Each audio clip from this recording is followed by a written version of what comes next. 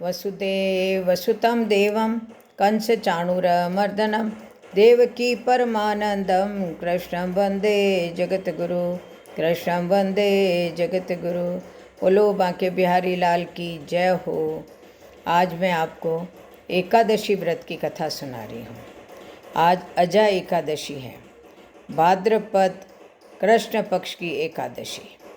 युधिष्ठिर बोले, हे जनार्दन, भाद्रपद के कृष्ण पक्ष में किस नाम की एकादशी होती है, यह मेरी सुनने की इच्छा है, सो आप कहिए। श्री कृष्ण बोले, हे राजन, यह सब पापों को दूर करने वाली एकादशी अजा नाम से विख्यात है। ऋषिकेश भगवान का पूजन करके जो इसका व्रत करता है, उसके पाप दूर हो जाते हैं। हे राजन, इससे बढ़कर दोनों लोकों का हित करने वाली कोई नहीं है। प्राचीन समय में सब पृथ्वी का स्वामी चक्रवर्ती हरिश्चंद्र नाम का सत्यवादी राजा था। यह किसी कर्म के वश राज्य से भ्रष्ट हो गया। उसने अपने स्त्री, पुत्र और अपने शरीर तक को बेच दिया। हे राजेंद्र, वह धर्मात्मा राजा चांडाल के यहाँ नौकर हो गया, परंतु उसने सत्य नहीं छोड़ा। स्वामी की आज्ञा से वह कर के रूप में मुर्दे का वस्त्र लेने लगा। वह राजा सत्य से नहीं हटा। इस तरह से राजा को बहुत से वर्ष हो गए। राजा बहुत दुखी होकर चिंता करने लगा कि मैं क्या करूं और कहाँ जाऊं, मेरा उद्धार कैसे हो।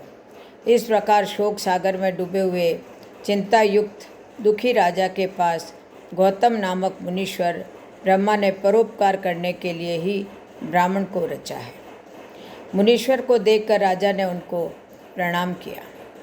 हाथ जोड़कर राजा गौतम के सामने खड़ा हो गया और अपने दुख का वृत्तांत सुनाया। राजा के वचन सुनकर गौतम को विस्मय हुआ। मुनीश्वर ने राजा के लिए इस व्रत का उपदेश दिया।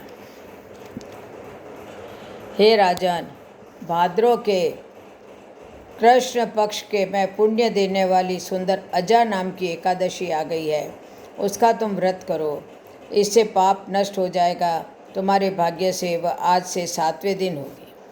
उपवास करके रात में जागरण करना, इस प्रकार उसका व्रत करने से सब पाप दूर हो जाएंगे। हे नृपोत्तम, तुम्हारे पुण्य के प्रभाव से मैं आ गया हूँ। इस तरह राजा से कहकर मुनीश्वर वहाँ से अंतर ध्यान हो गए। मुनीश्वर का वचन सुनकर राजा ने उत्तम व्रत किया। उस व्रत के करने से राजा का पाप क्षण भर में नष्ट हो गया। हे राज शार्दुल, इस व्रत का प्रभाव सुनो। जो कष्ट बहुत वर्षों तक भोगने योग्य है, वह शीघ्र नष्ट हो जाता है। इस व्रत के प्रभाव से राजा का दुख दूर हो गया, स्त्री मिल गई और मरा हुआ पुत्र जीवित हो गया। देवताओं ने नगाड़े बजाए, आकाश से फूलों की वर्षा हुई। एकादशी के प्रभाव से राजा ने निष्कंटक राज्य किया। सब पूर्ववासियों और कुटुंबियों समेत राजा स्वर्ग को गया।